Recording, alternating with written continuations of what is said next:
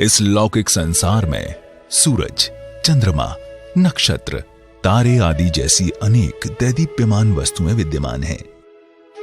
जिनको देखकर प्रत्येक जनमानस आनंद की अनुभूति करते हुए दिन और रात में एक विशेष प्रकाश की प्राप्ति करता है।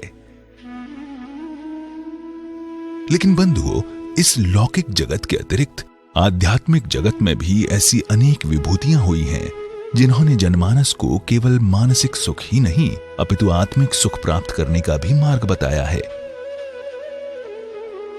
जैन धर्म की तीर्थंकर परंपरा में भगवान ऋषभदेव से लेकर भगवान महावीर पर्यंत और उसके उपरांत कुंद कुंदाचार्य जैसे अनेक महान आत्माओं का इस धरती पर जन्म हुआ है, जिससे सदैव ही संसार ने मोक्ष सुख की दिशा प्राप्त की है। वर्तमान में भी ऐसी अनेक दिव्य आत्माएं इस धरातल पर लगातार अपने आध्यात्मिक प्रकाश से संपूर्ण वसुंधरा को आलोकित कर रही हैं, जिनके आत्मिक प्रकाश से संपूर्ण आध्यात्मिक जगत प्रकाशवान हुआ है। जी हां, ये महान आत्मा है जैन समाज की सर्वोच्च साध्वी, 20वीं-21वीं शताब्दी के समस्त दिगंबर जैन साधु साध्वी में सर्व प्राचीन दीक्षित तथा 20वीं शताब्दी में प्रथम बाल ब्रह्मचारिणी कुमारी कन्या के रूप में मोक्ष का मार्ग अपनाने वाली प्रथम दिव्य आत्मा, भारत गौरव दिव्य शक्ति चारित्र चंद्रिका सिद्धांत चक्रेश्वरी गणिनी प्रमुख आर्यका शिरोमणि श्री ज्ञानमती माता जी। बंधुओं, इस महान दिव्य आत्मा का जन्म कुमारी मैना के रूप में पिता श्री छोटेलाल और माता श्रीमती मोहिनी देवी के घर आंगन में शरद पूर्णिमा के दिन सन 1934 में एक छोटे से ग्राम टिकैत नगर, बाराबंकी, उत्तर प्रदेश में हुआ। शनैः शनैः कुमारी मैना ने केवल चौथी कक्षा तक स्कूल में अध्ययन किया और उसके उपरांत घर में ही अपनी मां से धार्मिक शिक्षाएं प्राप्त की। मां के द्वारा प्रारंभ से ही पद्मनंदी पंचविंशतिका ग्रंथ का स्वाध्याय सुनने सुनाने से कुमारी मैना के मन में बाल्यावस्था से ही वैराग्य के बीज अंकुरित हो गए और सन 1952 में शरद पूर्णिमा के दिन मात्र 18 वर्ष की लघु वय में कुमारी मैना ने गृह त्याग कर आजीवन ब्रह्मचर्य व्रत को धारण कर लिया। संघर्ष भरे इस काल में कुमारी मैना ने प्रथम कुमारी कन्या के रूप में मोक्ष का मार्ग अपनाया। जिला बाराबंकी, उत्तर प्रदेश में आचार्य श्री देशभूषण जी महाराज के आशीर्वाद से कुमारी मैना ने अपने जीवन के व्रतों को धारण किया और चैत्र कृष्ण एकम सन 1953 में अतिशय क्षेत्र श्री महावीर जी राजस्थान में इस प्रथम बाल ब्रह्मचारिणी कन्या की क्षुल्लिका दीक्षा आचार्य श्री देशभूषण जी महाराज के कर कमलों द्वारा सानंद संपन्न हुई और क्षुल्लिका वीरमती माता जी नाम प्राप्त किया। पुनः मोक्ष मार्ग पर बढ़ते हुए सन 1956 में वैशाख शुक्ल दूज के शुभ दिवस 20वीं सदी के प्रथमाचार्य श्री शांति सागर जी महाराज के प्रथम पट्ट शिष्य श्री वीर सागर जी महाराज के कर कमलों द्वारा माधुराजपुरा, जयपुर, राजस्थान में आर्यका दीक्षा के संस्कारों से सुसज्जित हुई और नारी पर्याय की सर्वोत्कृष्ट अवस्था को प्राप्त कर ज्ञानमती माता जी नाम प्राप्त किया।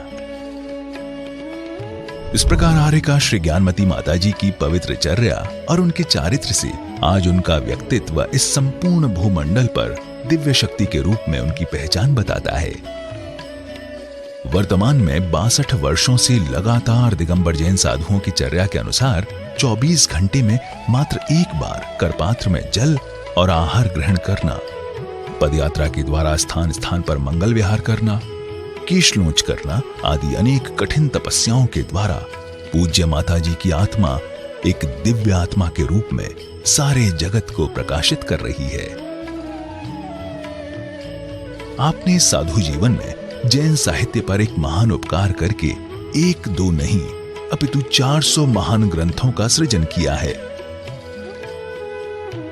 आपके इस महान साहित्यिक अवदान को देखकर डॉक्टर राम मनोहर लोहिया अवध विश्वविद्यालय फैजाबाद द्वारा सन 1996 में तथा तीर्थंकर महावीर विश्वविद्यालय मुरादाबाद द्वारा सन 2012 में डीलिट की मानद उपाधि प्रदान करके सम्मानित किया गया है।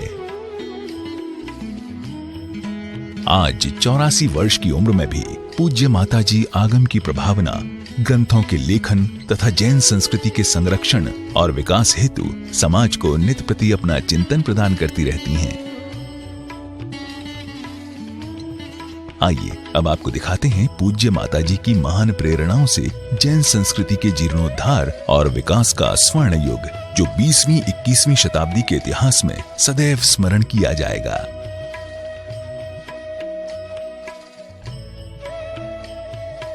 पूज्य माताजी ने समाज को विशेष जागृति प्रदान करते हुए तीर्थंकर भगवंतों की जन्मभूमियों के जीर्णोद्धार और विकास की प्रेरणा प्रदान की तथा अनेक प्राचीन तीर्थों पर कायाकल्प कराकर उनका संरक्षण और विकास भी करवाया। 99 करोड़ महामुनियों की निर्वाण भूमि मांगी तुंगी नासिक महाराष्ट्र में ऋषभगिरी पर्वत पर विश्व का आश्चर्य कही जाने वाली विश्व की सबसे ऊंची 108 फुट उत्तुंग भगवान ऋषभदेव प्रतिमा का निर्माण सन 2016 में पूर्ण हुआ, जिसका अंतर्राष्ट्रीय स्तर पर पंचकल्याणक प्रतिष्ठा और महामस्तकाभिषेक महोत्सव महाराष्ट्र सरकार के सहयोग से शासकीय आयोजन के रूप में मनाया गया।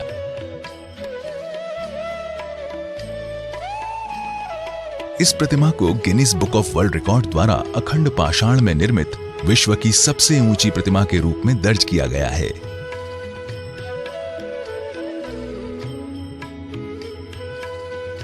भगवान शांतिनाथ, कुंथुनाथ, अरहनाथ की जन्मभूमि हस्तिनापुर में जम्बू द्वीप तीर्थ का निर्माण समूचे विश्व को जैन भूगोल से परिचित कराता है। यहाँ पर 13 द्वीप रचना, 3 लोक रचना, कमल मंदिर, ध्यान मंदिर, ओम मंदिर आदि अनेक कृतियां दर्शनीय हैं, जो उत्तर प्रदेश के पर्यटन मानचित्र पर विशेष उल्लेखित हैं। इस तीर्थ का विकास 40 एकड़ के विशाल भूखंड पर अत्यंत सुंदरता के साथ किया गया है। भगवान ऋषभदेव आदि 5 तीर्थंकरों की जन्मभूमि अयोध्या में 5 प्राचीन टोकों पर ऐतिहासिक विकास के कार्य हुए हैं और बड़े बड़े मंदिरों के साथ विशाल जिन प्रतिमाएं भी तीर्थ पर विराजमान की गई हैं। भगवान महावीर जन्मभूमि कुंडलपुर नालंदा बिहार में विश्व में प्रथम बार भगवान के महल की प्रतिकृति का निर्माण किया गया है और आज ये तीर्थ नंद्यावर्त महल तीर्थ के नाम से संपूर्ण विश्व में विख्यात है, जिसे बिहार सरकार द्वारा विशिष्ट पर्यटन क्षेत्र में केंद्रित किया गया है।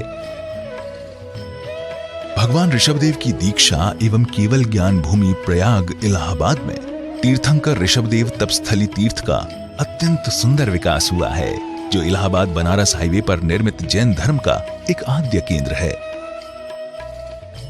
भगवान पुष्पदंत नाथ की जन्मभूमि काकंदी निकट गोरखपुर उत्तर प्रदेश में विशाल भूखंड पर विशाल जिन मंदिर का निर्माण, मान स्तंभ का निर्माण आदि विकास कार्य आने वाले सभी भक्तों को आकर्षित करते हैं।